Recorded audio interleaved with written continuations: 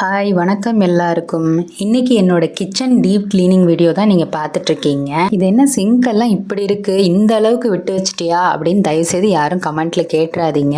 ஏன்னா ஒரு மாதம் ஊரில் இல்லை, போகிறதுக்கு முன்னாடி கொஞ்சம் லைட்டாக தான் இருந்தது. அப்புறம் இந்த காக்ரோச்லாம் நிறையா வந்து ரொம்ப நாஸ்தி ஆயிடுச்சு. இப்போ வந்து தான் நான் 1 by 1 க்ளீன் பண்ணிகிட்ருக்கேன். இதுக்கு முன்னாடி போட்ட வீடியோ கூட க்ளீனிங் வீடியோ தான். கார்டன், ஆர்ஓ, வாஷிங் மிஷினு, வீடு க்ளீன் பண்ணுறது எல்லாத்தையும் நான் போஸ்ட் பண்ணியிருந்தேன். இப்போ வந்து ஃபைனலாக கிச்சன் வந்ததுலேருந்து சும்மா லைட்டாக க்ளீன் பண்ணிவிட்டு யூஸ் பண்ணிகிட்டு இருந்தேன். இப்போ தான் டீப் க்ளீன் பண்ணுறேன். சிங்க்குக்கு கீழே குப்பை தொட்டி வைக்கிறதுனால ரொம்ப இதாகிடுச்சு. அப்புறம் சிங்க்கில் வந்து நம்ம பாத்திரம் கழுவி வைக்கிறதுனால தண்ணி வடிஞ்சு ரஸ்ட்டும் ஃபார்ம் ஆகி அப்படியே உப்பு பொரிஞ்சிருந்தது. அப்புறம் அடுப்புமே கொஞ்சம் எண்ணெய் பிசு பிடிச்சி பால்லாம் பொங்கி வழிஞ்சு ரொம்ப நாஸ்தியாக இருந்தது. அதுவுமே க்ளீன் பண்ண மாதிரி இருந்துச்சு. ஆக்சுவலாக இந்த க்ளீனிங்கில் வந்து ஊக்கின்னு சொல்லிட்டு ஒரு பிராண்ட்லேருந்து லிக்விட் ஆர்டர் பண்ணியிருந்தேன். அதுதான் யூஸ் பண்ண போகிறேன். அந்த பிராண்ட் நேம் கரெக்டாக சொல்கிறேன்னு தெரில, இருந்தாலும் இந்த லிக்விட் நல்லாவே வேலை செஞ்சது.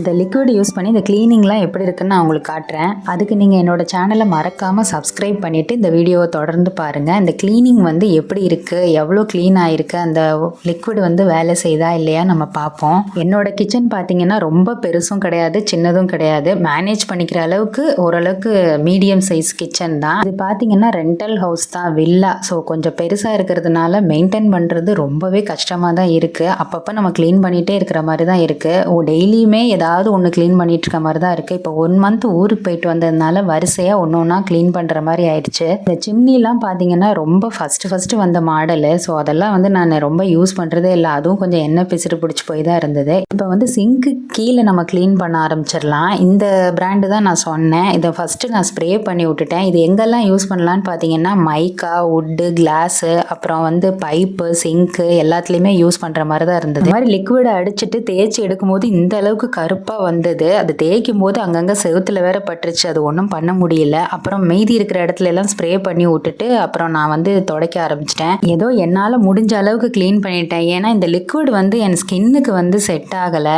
ஏன்னா நார்மல் ஸ்கின் இல்லை, எனக்கு வந்து அந்த ஸ்கின்னில் ஒயிட் இருக்கிறதுனால ரொம்ப எரிச்சலாக இருந்தது.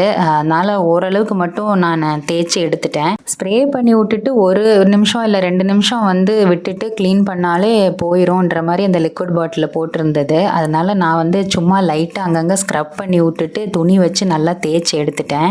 என்னன்னு பார்த்தீங்கன்னா அது ப்ளூ கலரில் இருக்குது அந்த லிக்விடு. அந்த கலர் மட்டும் அப்படியே கொஞ்சம் பிடிச்சிருச்சு. நான் ஒரு நிமிஷம் 2 நிமிஷம் விட்டுட்டேன்னா அதனால் அந்த லிக்விட் வந்து ப்ளூ கலருங்கிறதுனால அப்படியே அந்த கலர் மட்டும் ஒட்டிச்சு. மற்றபடி க்ளீனிங் வந்து ரொம்ப நல்லாவே பண்ணுச்சு இந்த லிக்விடு.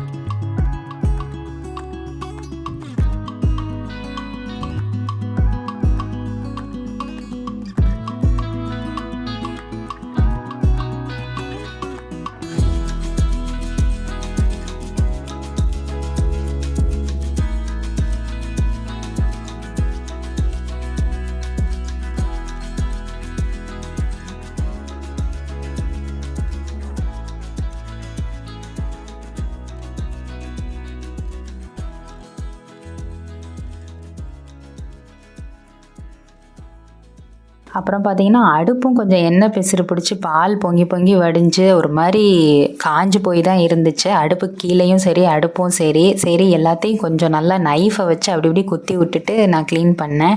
ஆக்சுவலாக இதுக்கு நான் அந்த லிக்விட் யூஸ் பண்ணல. இதுக்கு வந்து விம்மு தான் நான் நல்லா சோப்பு தண்ணியில் முக்கி அப்படி தான் க்ளீன் பண்ணேன். ஏன்னா அந்த லிக்விடில் வந்து நுரை நிறையா வரமாட்டேங்குது. இதில் நல்லா சோப்பு நுரை வருது விம் லிக்விடில். அதனால் நான் அடுப்புக்கு மட்டும் நான் அதை தான் யூஸ் பண்ணேன். மற்ற எல்லா இடத்துலையும் நான் அந்த லிக்விட் யூஸ் பண்ணிட்டேன். ஸ்டவ் வந்து பார்க்குறதுக்கு ரொம்ப க்ளீன் பண்ணுற மாதிரி இல்லை. ஸ்டவ்வு கீழேயுமே கொஞ்சம் நம்ம தேய்ச்சி விடும்போது ஈஸியாக போகிற மாதிரி தான் இருந்தது. நான் ஸ்டீல் ப்ரஷ் வச்சு தான் நல்லா தேய்ச்சி எடுத்துட்டேன். நமக்கு வந்து அந்த சிங்க் ஏரியாவும் அந்த சிங்க்கு கீழேயும் தான் நம்ம கொஞ்சம் கஷ்டப்பட்டு தேய்ச்சி கொஞ்சம் இது பண்ணுற மாதிரி இருந்தது. மற்றபடி இதெல்லாம் கொஞ்சம் ஈஸியாக க்ளீன் பண்ணுற மாதிரி தான் இருந்துச்சு.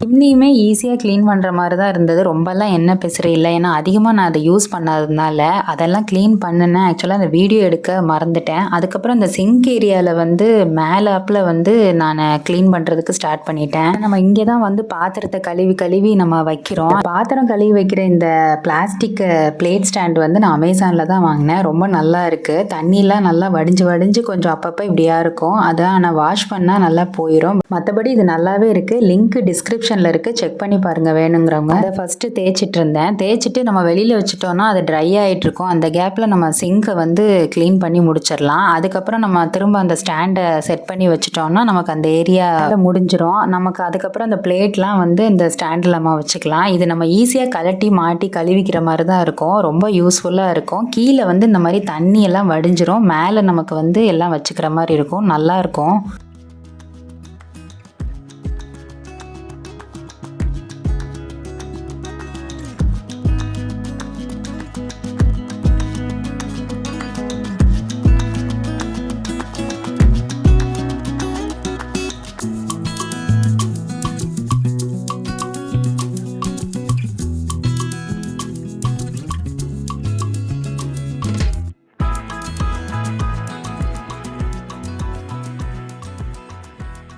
இந்த சிங்க் ஏரியாவுக்குமே நான் அந்த லிக்விட் தான் யூஸ் பண்ணேன். ஓரளவுக்கு ஃபுல்லாக அங்கங்கமாக ஸ்ப்ரே பண்ணி விட்டு பைப்லேயுமே ஸ்ப்ரே பண்ணி விட்டுட்டேன். ஃபுல்லாக அந்த இடம் ஃபுல்லாக ஸ்ப்ரே பண்ணி விட்டுட்டு ஒரு நிமிஷத்தில் அந்த ஸ்டீல் நார் வச்சு நல்லா தேய்ச்சி அதுக்கப்புறம் அந்த ஸ்பாஞ்ச் வச்சும் நல்லா தேய்ச்சிட்டு அந்த பைப்பில் வர தண்ணியிலே அப்படியே ஊற்றி நான் ஃபுல்லாக கழுவி விட்டுட்டேன். சிங்க் ஏரியா வந்து கொஞ்சம் கஷ்டமாக தான் இருந்தது. ஏன்னா அந்த தண்ணி வந்து நம்ம கழுவி வைக்கிறதுனால தண்ணி வடிஞ்சு ரொம்ப உப்பு படிஞ்சு போய் இருந்துச்சு. அந்த உப்பு படிஞ்சு இருந்ததெல்லாம் ரொம்ப போகல. மற்றபடி அந்த ரஸ்ட் ஃபார்ம் ஆன இடம்லாம் நல்லா போயிருச்சு. முடிஞ்ச அளவு நான் தேய்ச்சி எடுத்துட்டேன் ஃபுல்லாக. இது வாஷ் பண்ணி முடித்ததும் சரி, வெளியில் அதுவும் ட்ரை ஆயிடுச்சு. அப்புறம் அதை வந்து நல்லா அசம்பிள் பண்ணிவிட்டு அதுக்கப்புறம் அதில் பிளேட்டு டம்ளரு எல்லாத்தையும் அதில் வச்சு அந்த ஓரமாக சின்னதாக பிளான்ட் வச்சு வழக்கம் போல் நான் என்னோட அந்த சிங்க் ஏரியாவை நீட்டாக ஆர்கனைஸ் பண்ணியாச்சு.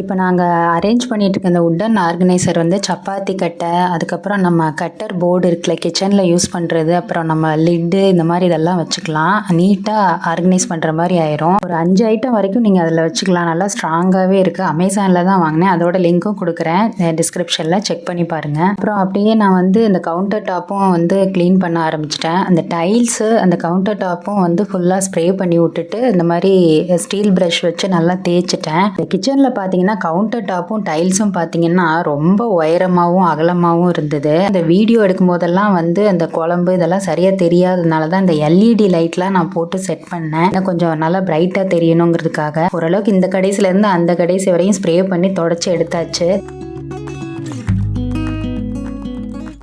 அதுக்கப்புறம் அடுத்தடுத்து அந்த சின்ன சின்ன திங்ஸ் எல்லாம் துடைக்க ஆரம்பிச்சிட்டேன். இந்த 3 டயர் ரேக்கு இதெல்லாம் வந்து கொஞ்சம் நம்ம நீட்டாக ஆர்கனைஸ் பண்ணி சைடில் எங்கே வேணால் வச்சுக்கலாம், ரொம்ப ஸ்லிம்மாக இருக்கிறதுனால. அப்புறம் வந்து இந்த 5 ட்ராயர் வர மாதிரி இந்த ரேக்கு இதையும் வந்து ஃபுல்லாக தொடச்சி எடுத்துட்டேன். இதெல்லாம் சும்மா ஜஸ்ட்டு நம்ம லைட்டாக தொடச்சா போகிறோம், ஏன்னா மேலே தூசி மட்டும்தான் இருந்துச்சு. அது லைட்டாக தட்டி விட்டதும் எல்லாம் போயிடுச்சு. அதுக்கப்புறம் இந்த கேபினெட் இருக்குல்ல அண்டர் கவுண்டர் டாப்பு, அது வந்து ஃபுல்லாக எடுத்துட்டு தொடச்சேன். அங்கே வந்து கிரைண்டரு, அதுக்கப்புறம் கொஞ்சம் கிராசரி ஐட்டம்லாம் பேஸ்கெட்டில் வச்சிருந்தேன்.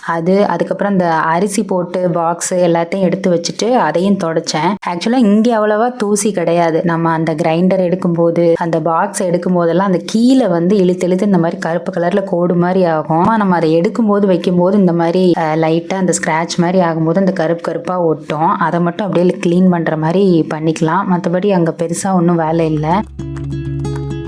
அப்புறம் அதுக்கு பக்கத்தில் இருக்க கேபினெட் பார்த்தீங்கன்னா இட்லி பாத்திரம், குழம்பு பாத்திரம், சம்படம், அப்புறம் குக்கர் இந்த மாதிரி வைக்கிற மாதிரி ஐட்டமாக இருந்துச்சு. நான் கொஞ்சம் எக்ஸ்ட்ரா வெயிட் இருக்கிற மாதிரியே வச்சுட்டேன் போல், கலண்டு கீழே விழுந்துருச்சு. இது ஊருக்கு போகிறதுக்கு முன்னாடியே இப்படி தான் இருந்துச்சு. சரி ஆள் கூப்பிட்டுட்டே இருந்தோம், அவர் அவைலபிளாக இல்லை. அதுக்கப்புறம் சரின்னு ஊருக்கு போயிட்டு வந்துட்டு இப்போ அவங்கள கூப்பிட்டோம், வந்து சரி பண்ணி கொடுத்துட்டாங்க. முதல்ல அது அப்படி தான் இருந்துச்சு. அதுக்கப்புறம் அவர் வந்து இந்த மாதிரி கீழே வந்து சப்போர்ட்டுக்கு இருக்கிற மாதிரி ஸ்க்ரூ போட்டு நல்லா டைட் பண்ணியே கொடுத்துட்டாங்க. இப்போ அவங்க வெயிட் ஆனது கூட வைக்கலான்னு சொல்லிட்டாங்க. அப்புறம் அவர் போனதுக்கப்புறம் நான் எல்லாத்தையும் செட் பண்ணி முடிச்சிட்டேன். அங்கே பெருசாக வேலை இல்லை, க்ளீனாக தான் இருந்துச்சு. அதுக்கப்புறம் கவுண்டர் டாப் தொடச்சிருந்தேன்ல, அதெல்லாம் கொஞ்சம் ட்ரை ஆனது, அந்த ஸ்மெல்லெல்லாம் போனதுக்கப்புறம் இந்த திங்ஸ் எல்லாம் வச்சு அங்கங்கே அரேஞ்ச் பண்ணிட்டேன். இந்த கவுண்டர் டாப்பில் வந்து நம்ம அர்ஜென்ட்டாக எடுக்கிற மாதிரி ஐட்டங்களை வைப்போம். ஸோ அதனால் இந்த கரண்டி மாட்டுற மாதிரி இந்த ஆர்கனைசர் வாங்கியிருந்தேன். இது ஸ்டிக் பண்ணுறது மாதிரி தான். அதில் ஒரு 9 ஹூக் இருக்கும். இது ஆணிலாம் அடிக்க தேவையில்லை. எங்களுக்குமே இது ரெண்டல் ஹவுஸ் தானே, ஸோ அதெல்லாம் நம்ம பண்ண முடியாது. இந்த ஆர்கனைசர் லிங்க்கும் நான் டிஸ்கிரிப்ஷனில் கொடுக்குறேன், செக் பண்ணி பாருங்கள். அங்கங்கே நான் வந்து சின்ன சின்னதாக பிளான்ஸ் வச்சு செட் பண்ணிட்டேன். என்னதான் அந்த திங்ஸை மட்டும் வச்சாலும் கூடயே இந்த சின்ன சின்ன செடி இதெல்லாம் வைக்கும்போது அந்த கவுண்டர் டாப்பே பார்க்குறதுக்கு அழகாக தான் இருக்குது. அதுக்கப்புறம் இந்த பேண்ட்ரி செக்ஷன்லாம் ஒரு சில இது கொஞ்சம் கெட்டு போயிருந்தது. அதெல்லாம் வந்து என்னன்னு பார்த்துட்டு எக்ஸ்பைரி ஆனதெல்லாம் எடுத்து போட்டு கொஞ்சம் லைட்டாக க்ளீன் பண்ணி விட்டேன். அங்கே பெருசாக எதுவும் வேலை இல்லை. நம்ம ரொம்ப டயர்டாயிடுச்சு. பால் அடுப்பில் வச்சுட்டு அப்படியே இந்த நம்ம க்ளீன் பண்ணதுனால அந்த தரையெல்லாம் ரொம்ப டஸ்ட்டாக இருந்ததுனால கூட்டி அள்ளி போட்டாச்சு. காலையில் ஆரம்பித்தது ஈவினிங் ஆயிடுச்சு. கண்டினியூஸாக மார்னிங்கே வந்து ஒரு குக்கிங்கை முடிச்சுட்டு தான் நான் ஸ்டார்ட் பண்ணேன். அதுக்கப்புறம் சைடில் லஞ்ச் எல்லாம் சாப்பிட்டுட்டு அதுக்கப்புறம் அப்படியே மறுபடியும் கண்டினியூ ஆச்சு. ஒரு நல்ல காஃபி போட்டு ரிலாக்ஸாக உட்காந்து க்ளீன் பண்ணி முடித்த சந்தோஷத்தில் அப்படியே குடிச்சிட்டு இருந்தேன். அப்பா கிளீனிங்னு ஒரு வழியாக கிச்சன் கிளீனிங்கும் முடிஞ்சிருச்சு. இந்த கிளீனிங்கில் வர ப்ராடக்ட்டு அந்த லிங்க் எல்லாமே டிஸ்கிரிப்ஷனில் இருக்குது. உங்களுக்கு இந்த கிளீனிங்கில் வந்து ட்ரிக்ஸு டிப்ஸு ஏதாவது இருந்தாலும் கமெண்ட்டில் சொல்லுங்கள், நானும் தெரிஞ்சுக்கிறேன். நான் பண்ண இந்த கிளீனிங் வீடியோ உங்களுக்கு பிடிச்சிருந்தா ஒரு லைக், ஷேர், கமெண்ட் கொடுங்க. அடுத்து நம்ம வேறு வீடியோவில் பார்க்கலாம். பாய்.